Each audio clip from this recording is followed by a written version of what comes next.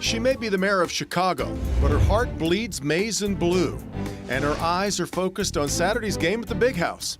We can't go year after year and not have seniors have any experience in the joy of beating Ohio State. And I say this as a person who grew up in Ohio. Lori Lightfoot, a trailblazer, the first black woman and openly gay mayor of Chicago, shares her passion for Michigan and what she's most proud of now. It's important for people to be able to live their authentic life.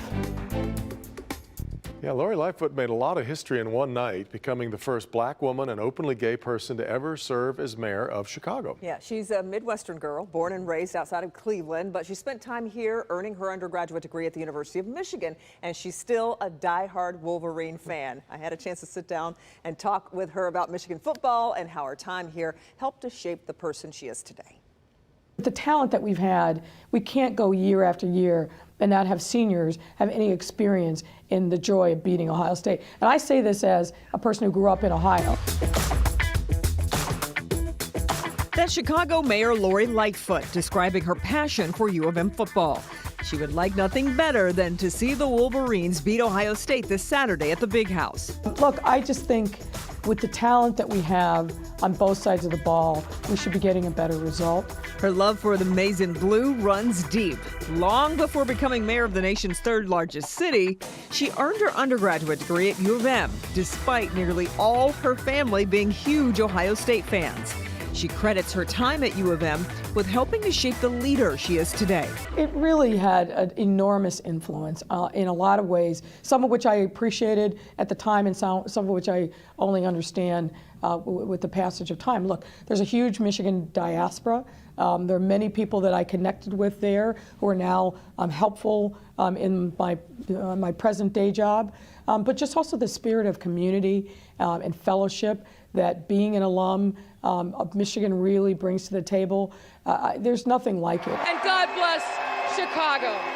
Mayor Lightfoot is also very mindful of the historic first with her election. Look, I grew up at a time where I didn't know anybody who was LGBTQ. First of all, the language wasn't even there for me to be able to speak it. And so many of our young people, I think, need to see themselves in leaders and in leadership so that they can realize I have a role model on which I can model my aspirations, my life. It's important for people to be able to live their authentic life. It's critically important, no matter what it is, whether you're a member of this community or some other, we have to respect our diversity and support that diversity.